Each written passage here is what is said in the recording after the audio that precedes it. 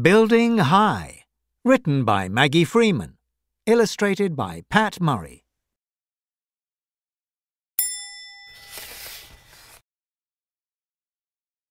Building high.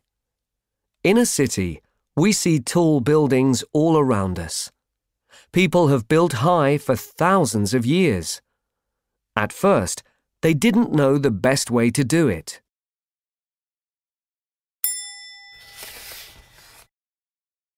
Then and now. The ancient Greeks. Build us a huge statue. Make it the tallest in the world. As tall as 20 people standing on each other's shoulders. How can I do that? Idea. In ancient Greece, the sculptor Chares was asked to build a tall statue. He decided that he had to make the statue in sections. He told his workers to build a big marble block and pile earth up to the top of it to make a hill. They dragged the heavy feet of the statue up the hill and put them in place. They kept adding more earth to make the hill higher, so that they could climb up and fix on the legs, the body, the arms and the head. It took 12 years to finish the statue. Then the workers took all the earth away. It had been hard work building the Colossus of Rhodes. However, people soon found a better way to build tall structures.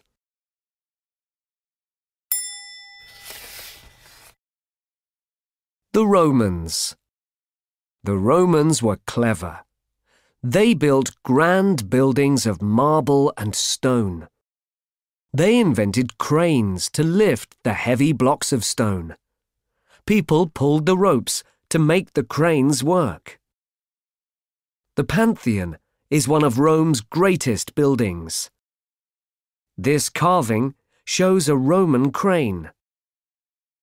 The Romans made scaffolding out of long pieces of wood tied together with rope. They propped up the scaffolding so that it couldn't fall over. They climbed up the scaffolding and used iron ties to fix the stones in place. This model shows how Romans used scaffolding.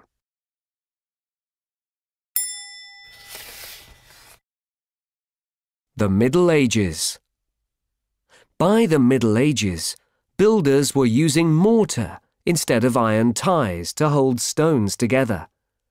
The scaffolding itself was still wooden. The builders climbed a ladder to the platform where they worked. They had cranes to lift heavy stones. These cranes were smaller than Roman cranes and were at the top of the building instead of on the ground. Tall cathedrals were built in the Middle Ages. The builders often built narrow spiral stairs and passages inside the stone walls so that they could climb up. Then they built scaffolding platforms outside to work on.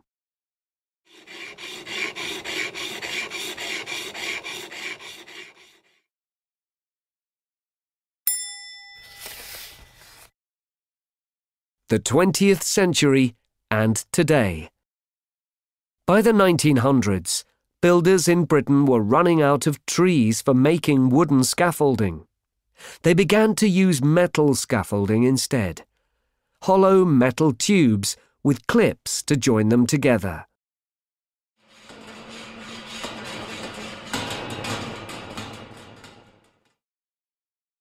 This scaffolder is joining two metal tubes together. Because the pieces of scaffolding are so simple, they can be put together to fit any building. Metal scaffolding is still used in many countries today.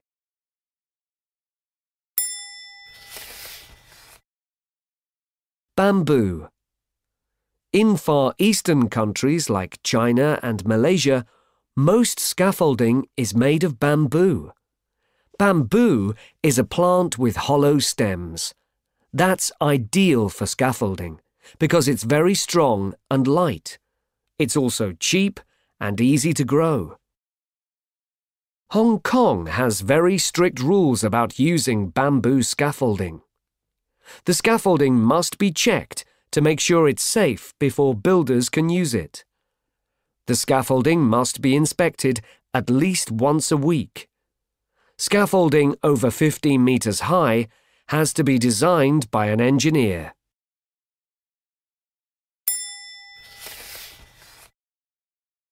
Building metal scaffolding. Making the frame. 1. Put up the vertical tubes. 2. Clip on the horizontal tubes. 3. Add diagonal tubes to keep the scaffolding the right shape.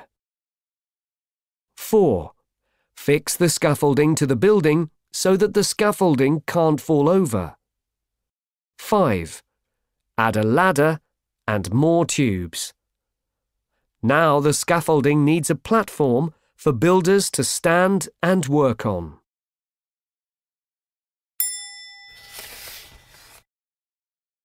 Making the platform. The platform needs to be a safe place for the builders to work. 43% of accidents on building sites are the result of falls. Ready at last. Danger!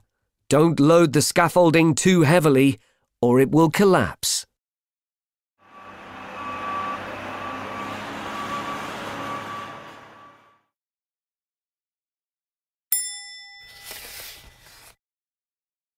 Safety on tall buildings. It's not too difficult to put up scaffolding on a small house, but scaffolding on a tall building is much more difficult to put up. Why? Scaffolding tubes are heavy. A tall building needs lots of tubes. Builders and the materials they use are heavy too. Now, think about the strength of the wind. The wind will blow against the scaffolding platforms and toe boards. It will flap the screens. It will try to blow the scaffolding over. Scaffold design engineers have to work out the weight of the scaffolding and the strength of the wind to make sure that their scaffolding won't fall down.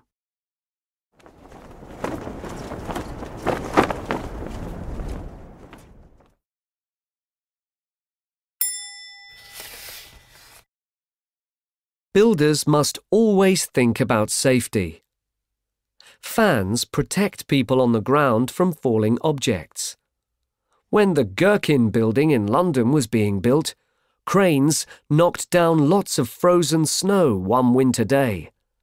The snow melted safely in the fans, and nobody was hurt. Different sorts of scaffolding. Scaffolding isn't just used on the outside of buildings. Scaffolding on bridges. Scaffolding is used when bridges have to be repaired or repainted. The scaffolders, instead of working from the ground up, may have to work from the top down.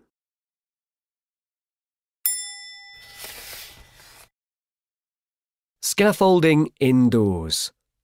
Scaffolding is used indoors when builders need to reach high ceilings. This type of scaffolding is called birdcage scaffolding. Scaffolding for films and shows. Scaffolding is quick to put up and take down, and can be built in almost any shape.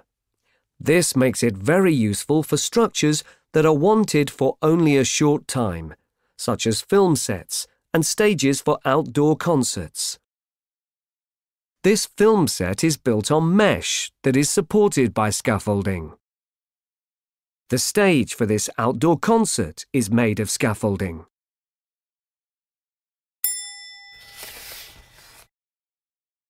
Theatres. Scaffolding is also used in theatres to support scenery and lighting. Sometimes it is even part of the set for actors to climb and perform on. Being a scaffolder. Robin Davis is a scaffolder. What does he do? What is his job like? I love my work. First thing every morning, we talk over what we have to do. There may be plans to follow if it's a difficult job. People's lives depend on us getting things right. We're part of a team. It's like playing football. But instead of passing the ball, we're passing the scaffolding tubes to each other. Often we work in groups of 3. You're active when you're building scaffolding. It's like being a runner or a dancer. You're using your body all the time, and it feels good. You learn all the right moves, like how to keep your back straight when you lift things. It keeps you really fit.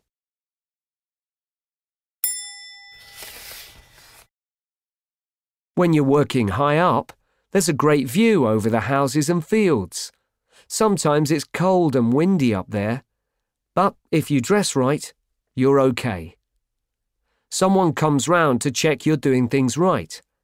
Then, at the end of the day, you can look up and see what you've done. You can say, I built that. That feels good. Some jobs you finish quickly.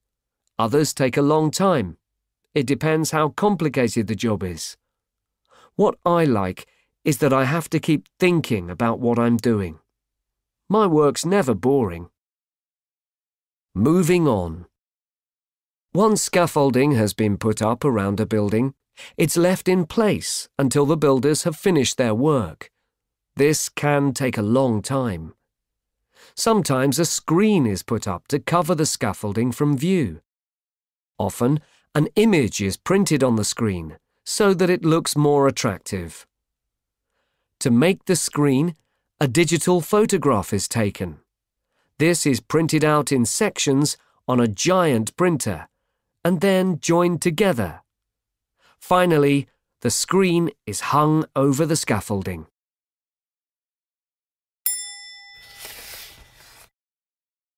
But the scaffolding, including the printed screen, has to come down sometime.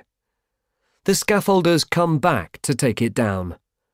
They undo the clips and pass the tubes down to their mates. They stack the tubes and boards neatly. They are ready to go.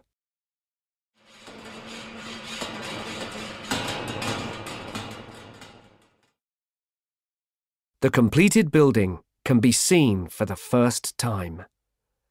It may be a new house or a cinema that nobody has ever seen before, because it has always been wrapped in scaffolding.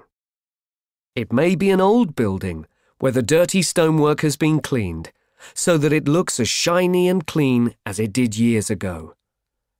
When the scaffolding comes off, it's as exciting as unwrapping a birthday present.